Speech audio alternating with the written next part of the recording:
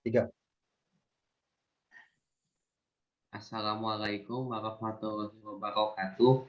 Perkenalkan, nama saya Eki Aditya Suharman. Saya Nizar Ahmad Firdaus. Saya Muhammad Ajis Pratama.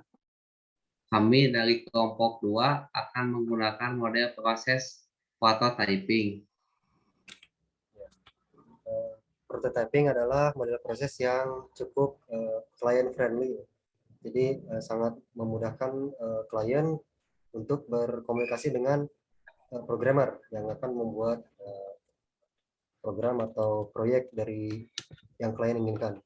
Ini adalah dasar dari prototyping, yaitu menentukan kebutuhan dari klien, lalu membuat prototype, kemudian evaluasi jika ada sesuatu hal yang akan diubah gitu, sesuai dengan kebutuhan user, kemudian ulang lagi ketentuan kebutuhannya. Kemudian buat prototype, evaluasi ketika memuaskan, ketika selesai semua beres gunakan prototype. Selanjutnya adalah bagian dari prototyping. Jadi yang pertama menentukan kebutuhan. Apa saja yang dibutuhkan oleh user, ditulis, dicatat oleh programmer, lalu setelah dapat dibuatlah prototype, sebuah prototype yang nanti akan selanjutnya dikembangkan menjadi program sepenuhnya.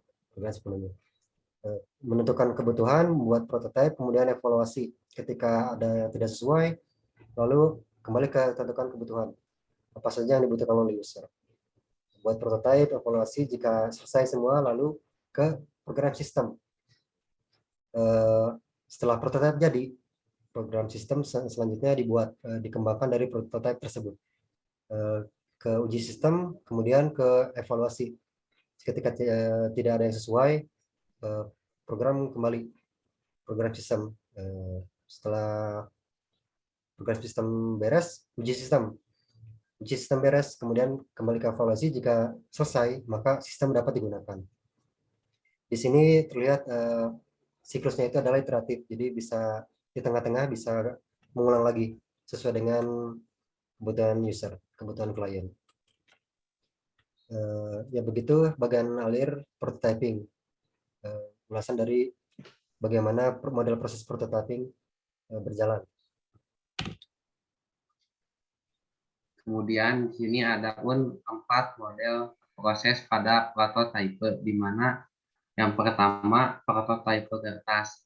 Gambaran sistemnya dibuat pada sistem media kertas. Kemudian tidak mempunyai bagian yang operasional atau berbentuk program, dan juga dapat diuji coba atau dites.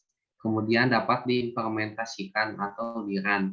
Dan kemudian yang kedua adalah prototype berbasis fisik, di mana pada prototype ini ialah pemodelan dilakukan dengan memakai aplikasi, kemudian program-program presentasi, dan untuk memperlihatkan interaksi manusia dan juga komputer.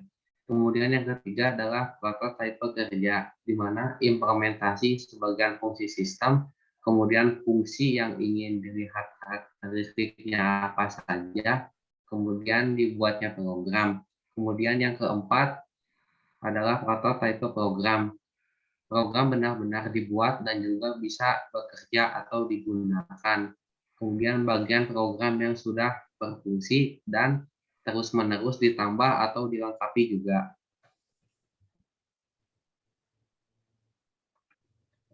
Di sini kenapa kami menggunakan model proses prototyping? Karena memiliki keunggulan yaitu sebagai berikut. Ke-1, komunikasi user developer. Frekuensi komunikasi meningkat. Pengembangan akan selalu meminta pendapat user. 2, membantu analisis. Menentukan kebutuhan user yang sebenarnya. Meminimalkan salah persepsi. Ketiga, peran user meningkat. Evaluasi oleh user berkali-kali. User bisa memberikan masukan setiap saat. Keempat, pengembangan lebih cepat. Program bisa langsung dibuat. User melihat perkembangan tahap demi tahap. Kelima, implementasi mudah. User sudah mengenal perangkat lunak yang dikembangkan. User tidak akan merasa asing. Sejak awal user sudah merasa memiliki. Ya, jadi Mengapa prototyping ini sangat populer ya untuk kalangan bawah dan menengah, karena sangat benar-benar user friendly. Jadi implementasi mudah, kemudian komunikasi juga mudah dengan user. Bagaimana apa saja yang dibutuhkan, sangat cepat, lebih cepat untuk berkomunikasi dengan user. Membantu analisis ya, sangat cepat membantu analisis, peran user meningkat, evaluasi user berkali-kali. Jadi biasanya emang sangat mudah dan cepat dengan menggunakan prototyping ini. Biasanya digunakan untuk kalau ada orang bikin web dan sebagainya, itu kan masih awam tuh gimana caranya. Bisa prototyping. Ada yang lain juga, misalnya bikin menu makanan dan sebagainya. Ya, bisa dengan mudah dapat masukan-masukan dari klien tersebut. Ya. Sekian dari kelompok kami. Wassalamualaikum warahmatullahi wabarakatuh.